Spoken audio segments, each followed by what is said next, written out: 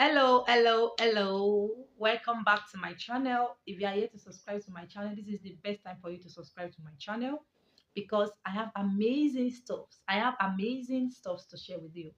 I have live lessons to share with you. I have so many things to share with you. So if you are here to subscribe to my channel, this is the best time for you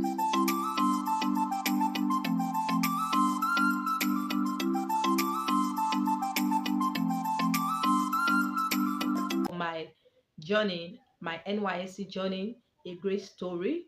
And if you are yet to listen to the introductory aspect of this video, the first episode, the second episode, the third episode, and well to listen to it because if you did not listen to it, you will not know how we got here. You will not know how we got here. So go and listen to it and come back to this video. In my last episode, I actually said something happened. Something actually happened. So I didn't stay. But the thing is, I everything was happening, from one step to the other, from one step to the other. I actually visited my PPA, and from visiting my PPA, I was able to get accommodation to where my PPA is at that day that I visited my PPA. And even in the village, God was just paving way for me. Everything was, falling in place for me. That is actually one of the beautiful things when it comes to obeying the Lord. When it comes to sometimes, it might not even come as easy as this sometimes, but the truth is you can never be stranded because you are at the right place at the right time. It is where your location is that your allocation will be. So I was able to obey the Lord. And do not forget that I did not own all the accolades. There are some specific people in my life, some strategic people in my life that actually helped me to obey the Lord. So I told you, I said it is very, very important for you to surround yourself with the people of God so that they will be able to carry you.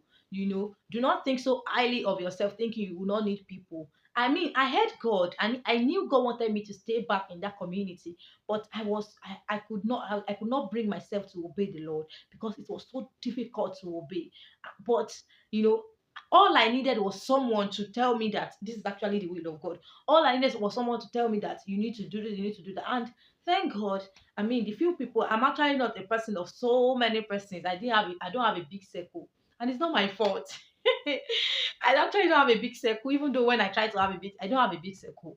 So my mentor was there for me, and my pastor in fellow when I was a student in Obafemi Awolowo University. He was able to to give me the right word, even when I thought, even when God, I said it in the third episode that God gave me an instruction, and I was thinking that that instruction was for that time, and I was willing to move out of that state. I was willing to move out of that community, even when I knew that God wanted me to stay back.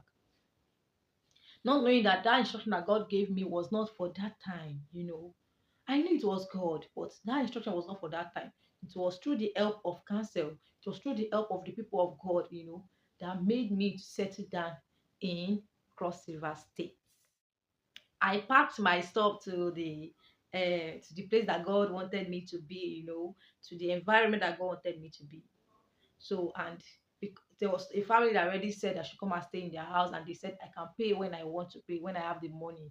I can pay when I have the money. So I packed my load, to their house, and we started living together. I thank God that I was properly trained, so everyone loves me. So I was cooking delicacies for them, and they loved it. That's to tell you I'm a good cook. I'm a good cook. So it was a beautiful experience. But I told you that that place is very, very deep. So the villagers, they started to say that they want to kill Copper. Oh. Copper is staying in an apartment and they will kill her. They will kill her in that apartment. They will do this, they will do that. Just because these people, this family that I was staying with, they were doing well, at least in a way, they were doing well. So the people of that community, of that environment, they didn't like them. That's the truth. They didn't like them, and they wanted me to. They did not want it. A fine couple. They didn't want me to stay in their house. But me, I actually, I'm a very, very. I'm not rigid. I don't know, but I used to I like to stand by my words. I stand by my words. So I was like, what is the problem? If God wanted me to be here, if God wants me to be here, I'll be here, and there's absolutely nothing you guys can do about it. But the truth is, they did something about it. But the thing is, everything works together for my good. Everything actually works together for my good. So they did it to the point they started talking around. They started talking around the community, around the village. That there is a copper in this so person house, and they want to kill the copper. That copper is staying in a place that is not safe for her, just because they didn't want me to stay in that house, in that family house. You know, they started saying all sorts. They started saying all sorts. And you know what happened? They don't know me. So they did it to the point that they found out my PPA, and they reached out to my PPA. They reached out to the principal of my PPA that your copper is staying in a house that is not convenient for her. She's staying in an accommodation that is not safe for her. Mind you, I already told my principal that he should not bother, that I found my accommodation and I'll be fine. I'll be that I found an accommodation, and so he gave me part of the money, because the money that they used to give for accommodation for their coppers is 30,000 naira. So I was like, what would 30,000 naira do for me to get accommodation? So I said, you should not worry, that I will add to it. That I cannot live in a 30,000 naira house, because I know that the house will not be good and I will not be able to stay there. So the principal came and he started saying all sorts that I can't stay in that house. I mean, I found a place that is good for me. My room is well tiled, everywhere is neat. I had my own restroom, everywhere was neat. You are telling me I cannot stay there? What do you mean? That was it, though. That was actually it. The principal started saying all sorts, but the principal did not know me. That's the truth. He was saying you cannot stay there. I was just looking at him. I said, okay, fine, I can't stay there. Okay. I had to also operate with the wisdom of God. I said, okay, it's fine. It's you people's community. If you don't want me to stay in this house, then look for accommodation for me. Look for an apartment for me. It is when you got the apartment that I'm going to leave this current place, because you don't expect me to leave this convenience and move to a place that is not conducive for me. I can't do that. I was just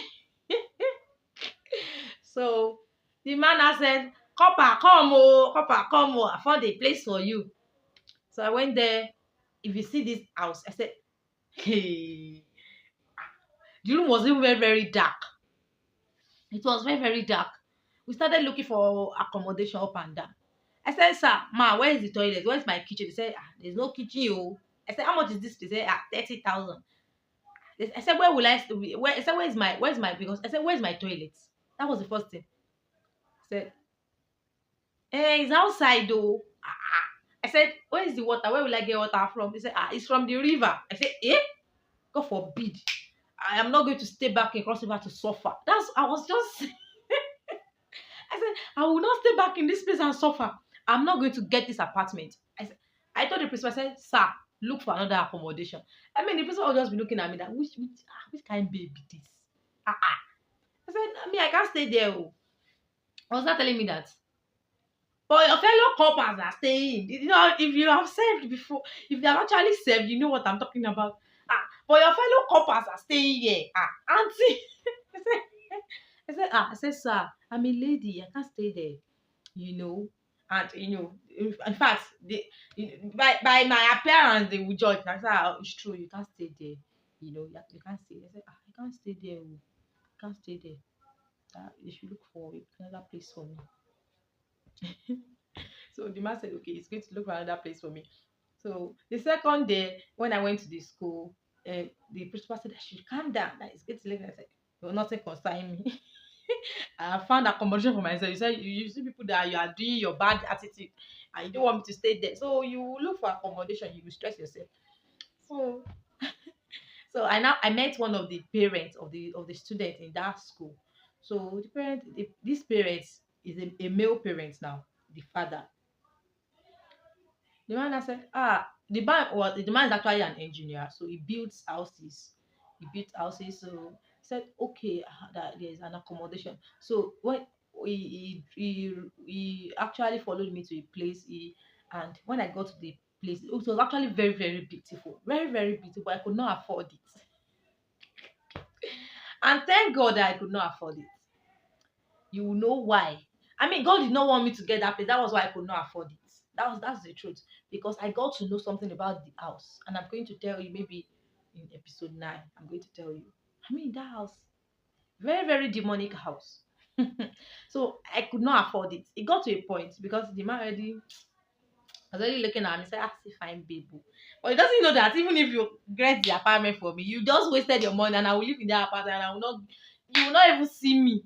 Not to talk of saying hello. You not talk of you now having time to sit with me. You will just waste your money, and I will spend your money. I will stay in that house, and you will just waste your money.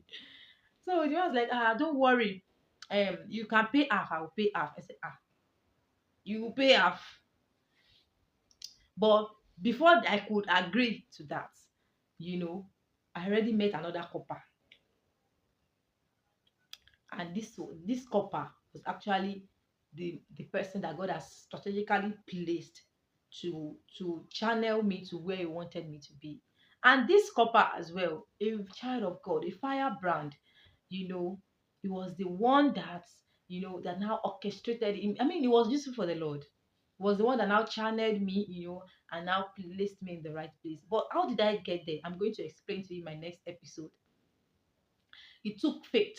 It took faith and obedience and hearing the voice of God. That is why it is very important for you to build your relationship with God. I mean, it took faith for me to move out of the house I was staying, to the house that I later stayed. It took faith for me to tell the principal, to look at the principal face to face like this and tell the principal reject me in a community I knew not. It took faith.